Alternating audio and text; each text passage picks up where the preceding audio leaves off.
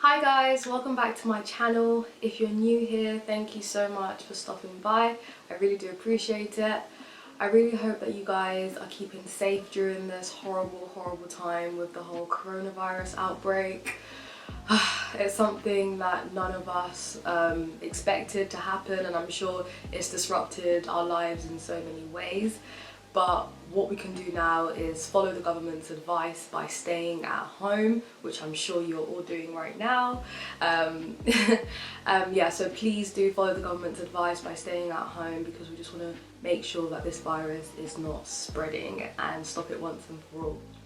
However, because obviously the virus is spreading, that means that people won't be able to go out and have routine dental care because everything's basically locked down.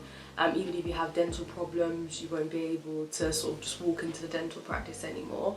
So I thought it would be really useful to make this video to help you guys if you are experiencing any sort of dental problems, because I know the NHS is under a lot of pressure at the moment. A lot of people are calling 111, and there are definitely steps that you can take at home before you make that call. So things that aren't majorly important that can wait until you're next to your dentist are loose crowns, bridges, dentures, veneers. If you have bleeding gums, that's something, it might seem alarming to you at first, but it's something that can be solved by just simply having good oral hygiene, which is something I've spoken about previously. If you've chipped your tooth and it's not causing you any pain, that's something that can definitely wait as well. It might be handy to keep the little tooth fragment as well, because the dentist may find that useful when you next see them. So if any of the above has happened to you, then don't worry.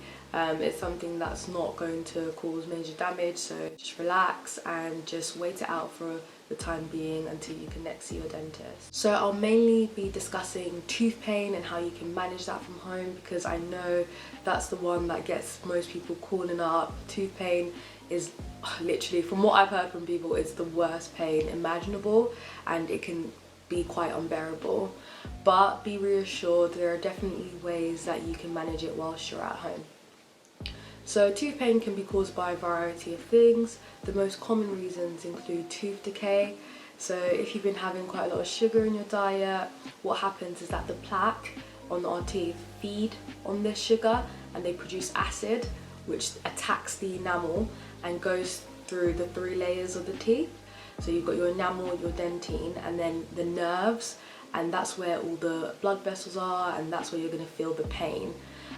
So that's one of the most common reasons for tooth pain. It could be caused by a loose or broken filling that you've had that's come out, or it could even be wisdom tooth pain, which is another common one. So wisdom tooth pain, at the back of your jaw, you'll feel your tooth coming in, and what's happening is that the tooth is trying to break through the gum, and it can be quite uncomfortable. Also, it depends what angle the wisdom tooth is at. So if it's at a really awkward angle, it could be pushing against the tooth in front, so that could also cause a lot of discomfort. So what can you do to manage this pain at home? I'll be giving you 8 tips that you can follow to manage the pain until you can next see a dentist. So the first thing, painkillers. Paracetamol, ibuprofen, I'm sure you guys have some packs lying around at home. Just get that out and use it as you normally would. Follow the instructions at the back of the pack. We normally recommend for paracetamol you take 1 gram 4 times a day, so that's 2 tablets.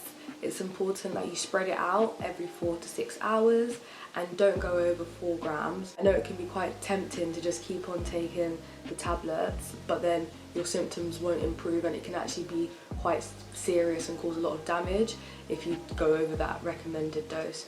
So stick to the amount that it says at the back of the pack, and hopefully that should reduce some of your pain. You can also use topical anesthetic gels such as 𝗪𝐷𝐲.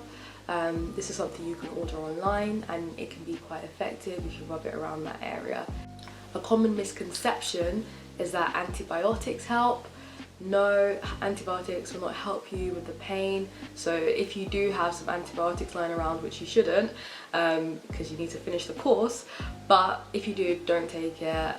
Antibiotics are usually needed if you have any sort of fever or swelling, So if that is the case and you do have swelling, then I would say call 111 or call the dentist, and then they might be able to get you some antibiotics depending on your individual circumstance. Number 2, clove oil. So clove oil can be really effective at reducing tooth pain. The reason why is because it contains eugenol, which is a natural anaesthetic, and it acts as a temporary pain reliever. So if you have some clove oil lying around at home, or you can order some online, just take a couple of drops, pop a little bit onto a cotton ball and gently rub it all around the affected tooth, and it should help settle the symptoms. Number 3, diet. So if the pain comes on when you're chewing, then make sure that you have a soft diet, especially on the affected side. Also, if the pain gets worse, if you're having hot or cold drinks, I'd say avoid those completely just to stop it from getting triggered. So just cut those out, and also reduce the amount of sugar you're having in your diet as well, because if it is caused by decay, you don't want to be fueling it even more and making it worse. Number 4, oral hygiene. It's really important that you're keeping that area nice and clean, especially with wisdom tooth pain. So I recommend that you use a fluoride-based toothpaste with at least 1,450 parts per million of fluoride. If you don't understand what that means, I break it all down in my video about toothpaste, so go check that out. But yeah, so use the toothpaste, brush twice a day in that area. I recommend you use a small toothbrush head so it can really just get underneath the gum flap that's growing over the tooth, and that way you're just keeping it nice and clean. I know it can be quite hard to reach to the back of the mouth. One thing I do recommend that can make it quite easy, if you half close, that way you relax the muscles in that area and you'll find it easier to get your toothbrush to the back. It might feel really painful and uncomfortable at first cleaning that area, but really do persevere, because excellent oral hygiene and cleaning can prevent any sort of infection and prevent it from getting worse. So definitely keep on top of the cleaning. On a side note, if you have sensitive teeth and you feel like the pain is coming from sensitivity, then get a desensitizing agent. So you can get Colgate Pro Relief or Sensodyne, and just rub it on the area where you feel that you're getting pain from sensitivity, and just sleep with it overnight. And if you do that every night, then you should start to see some improvements. Number 5, mouth rinses.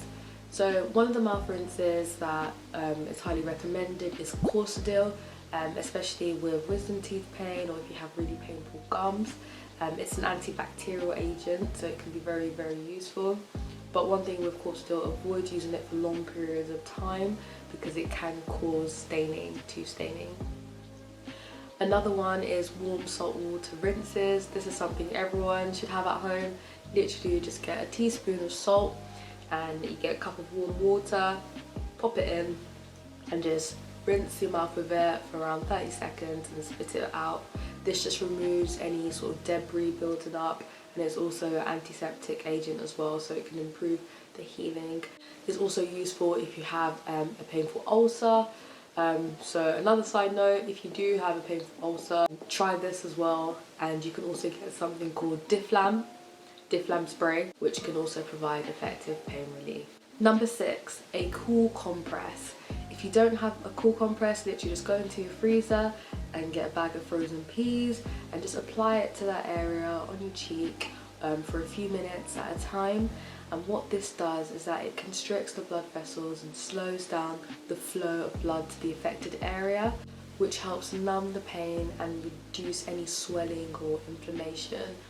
Number 7, order a temporary filling material.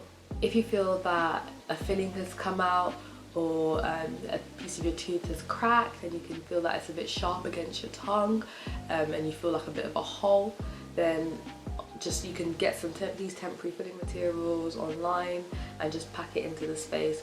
Obviously this is just a temporary measure until you can see the dentist again, but that should definitely help stop it from getting worse in the meantime. Finally, number 8, if you've tried the painkillers, tried everything that I've mentioned above, and you're still having pain, it's going on for a number of days, it's keeping you up at night, you've got associated swelling, then yes, that's when I'd recommend that you call up the dentist specifically to help you in that situation, as there are some clinics that are still open for emergency dental care, and that's something that will be considered as an emergency. But obviously we just want to reduce and minimize the amount of people that are calling up, because some things can be managed from home. So yes, I hope that did help you guys. If you do have any more questions, then please do just get in contact with me. My Instagram is 𝐟𝐢𝐧𝐝. I'll be more than happy to reply. And if you found this video useful, please do subscribe to my channel. And yeah, please stay safe guys, stay at home, and hopefully this will all be over soon. Fingers crossed. Right, stay safe, stay smiling. See you guys next time. Bye.